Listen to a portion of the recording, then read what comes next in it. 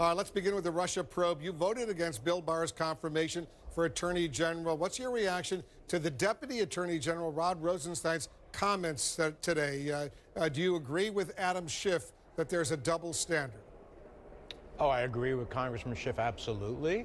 Thousands of documents were released that violate the very essence of what Mr. Rosenstein said is the standard that may be used. I think the American people expect and want to see the Mueller report.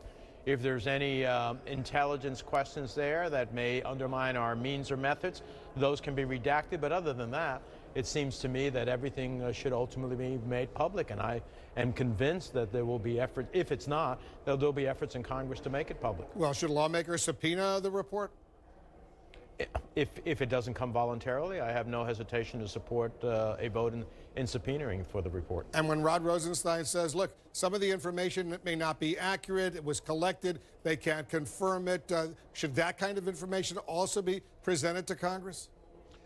Well, I don't know what would be in the report that Bob Mueller would put that isn't accurate and can't be confirmed. I would think that the report, based upon the number of indictments, guilty pleas, actual trials that it's had, that's led people to ultimately be found guilty, that there is a plethora of information in that regard that isn't a question of it being questionable or not. Should Robert Mueller himself, after he submits his report to the new Attorney General, should he testify in front of Congress?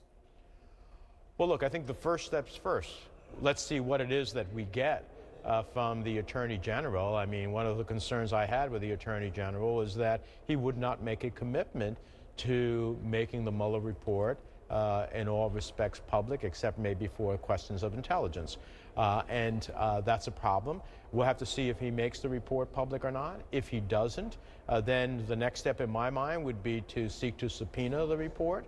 I think that Chairman Schiff has suggested he's willing to do that.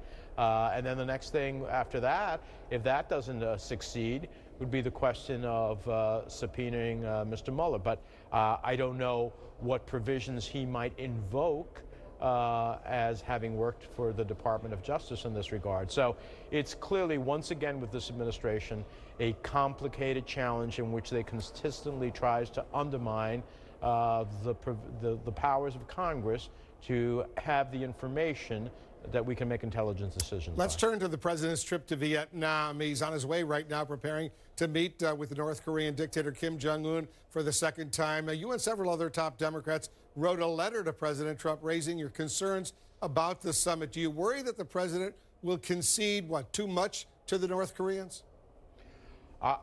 Listen, I want the president to succeed, but I am deeply skeptical that the president, based upon his first summit with Kim Jong-un, is headed in the wrong direction.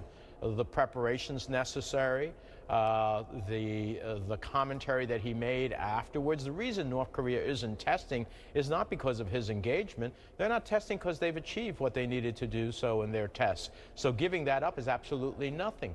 At the end of the day, we don't need a made-for-TV moment.